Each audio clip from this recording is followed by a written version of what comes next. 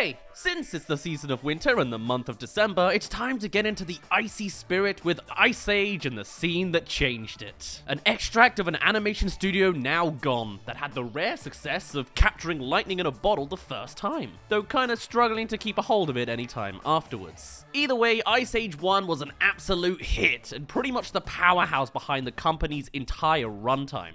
It was what started it all. So, across the entire film, which scene is the best? Which one sent this company into stardom and dictated the direction of Ice Age's success to come? There's loads of options, from this iconically nostalgic film, Sid meeting Manny for the first time, the Ice Age baby being adopted, the icy slide sequence, Manny realizing he's the last of his kind, or maybe returning the baby back to the humans. But no, screw all that. We're rewinding right back to the very first moments of the film, literally scene 1. It's Scrat, of course, the most iconic part of Ice Age that even backed Blue Sky Studios' final note as the company vanished. And it all originates here. We start off at our widest angle, a little off-kilter as Scrat comes hopping in from the deepest distances.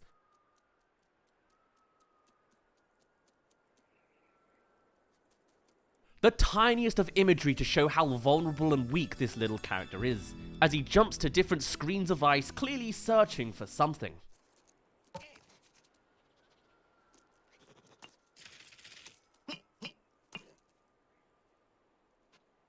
Trying to get that perfect spot. A simple slice of life task to ease us into this world, establishing nice and early how expressive the animals are and how snowy the Ice Age is, until we reach some grass.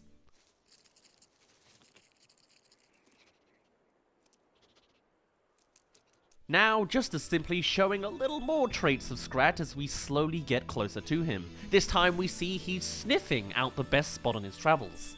Moving on, we get a new screen. Now at even more of a Dutch angle, Scrat getting closer and closer, testing the ground with his feet.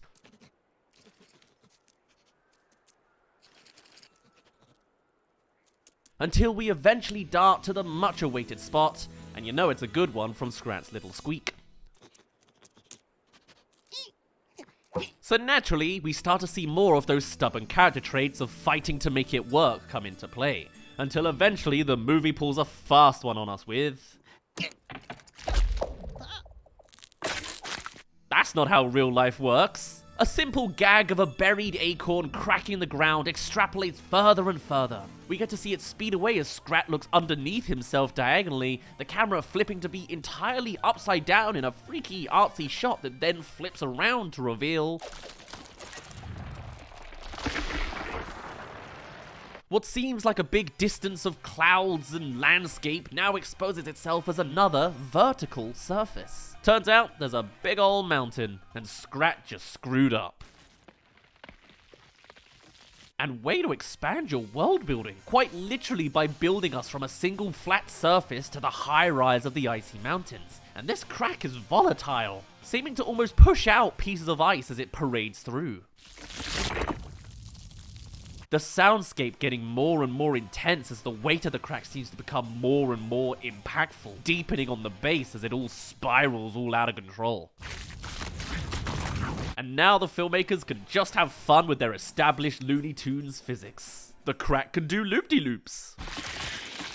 And finally comes to its final destination at the top of the glacier. So that's how the ice caps are falling apart.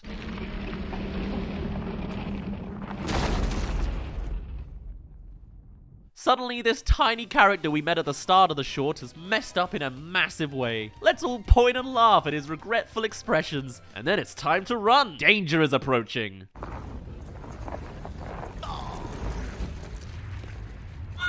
First is a bird's eye view from the ice cap's perspective before Scrat's fight or flight kicks in. But no, not his one goal. He doesn't have it in him to abandon the acorn. Both are a matter of survival here.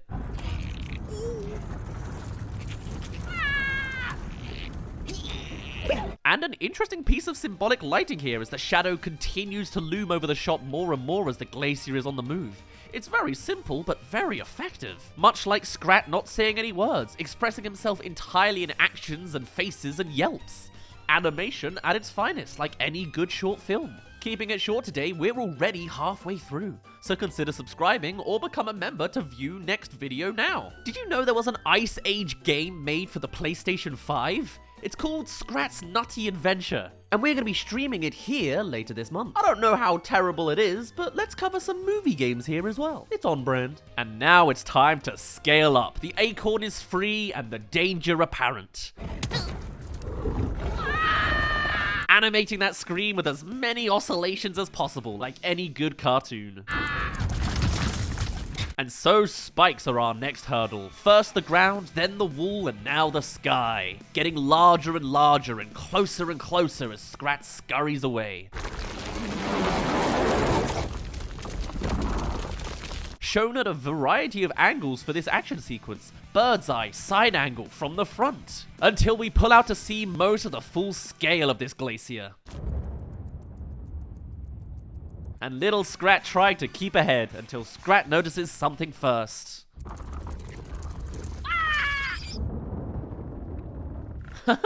Back to that same super shot again, here's a second glacier. Don't ask exactly how that comes together, but it sure is a fun prompt to watch.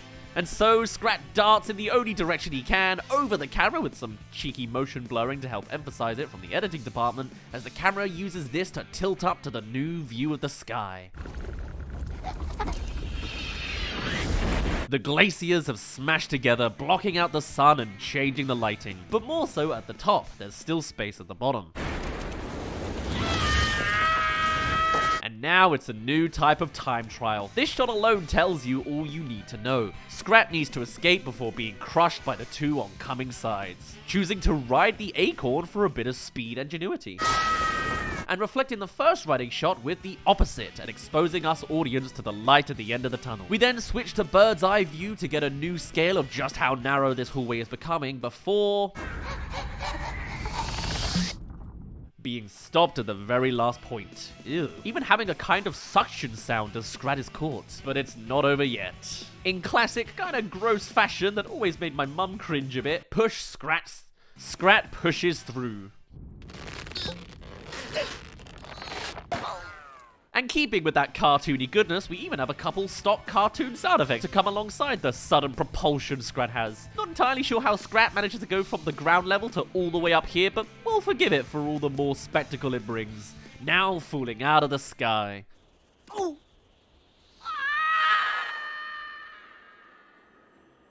Man, this guy got some serious heights. That's phenomenal. But introducing us a little more to the rest of the world. We have trees and greenery. It's not all ice, but still quite wintry. And now it's time for the sliding sequence. We're really getting a feast for the different modes of transport we can put this saber-toothed squirrel through.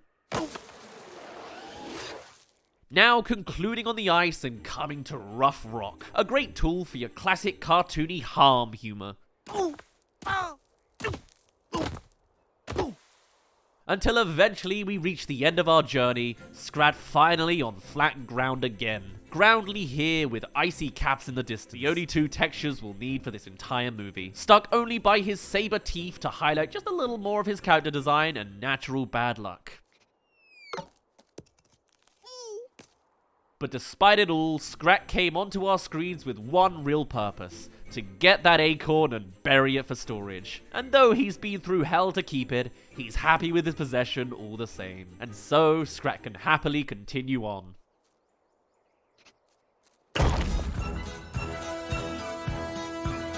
But this is Scrat we're talking about. And if there's one thing we've learned from the last 2 minutes, if not the next however many movies, it's that he's endlessly unlucky. And never gonna properly get what he wants until his entire company has imploded. Though hey, at least we now finally hear some music for the first time in this entire short. We've literally just had only the Foley of this experience playing this entire time, making the sequence seem so much more grounded, before now blasting off into the musical element of the soundtrack. It's an interesting choice, but it feels good when it finally comes in. And thus, this begins as the first step of the Ice Age movie, with a migration of a variety of species and Scrat screeching as their footpiece, acorn left in the dust. And clearly, Blue Sky knew they were onto something since Scrat regularly comes back. And even at the end of the movie, they continue it once again in a new tropical season 20,000 years later. Wait, how does that line up with the sequel? This 2002 sequel doesn't go crazy on the camera lens or character arcs, funky techniques, or playing with your heartstrings. It's just a simplistic cartoon of fun, testing out every camera angle from the diagonal to the overhead, with a simple character that's easy to follow and even easier to laugh at, with a CGI style that's getting only a little aged. Funny that such a simple short at the start of the movie would end up being the most iconic part of the entire thing, and would go on to spurt many redos with more chaotic results. When else can you see a movie that shows off its greatest scene in the first 5 minutes? Okay, I guess it has been done again, but nevertheless, this is where it all started, with a single mute character and a scenario that gets more crazy as time moves on. The start of a company's runtime, and the ending note to it too. And I just found out in researching this that although Disney have acquired the rights to Ice Age, they apparently lost the IP to Scrat himself, to the original artist owner from 1999. Wow! So this truly is a story that ends here. Unless Ivy Silverstein intends to make their own project, but I'm doubtful about that. Besides, this was her original version. Scrat. Whoa. From humble beginnings to too many sequels, Ice Age may be a full movie, but this opening short was the scene that changed Ice Age. Perhaps next time we'll dissect all the Scrat scenes side by side. For now though, that's all from me. My name's been Dazz, you didn't really care, and I'll see you in a bit.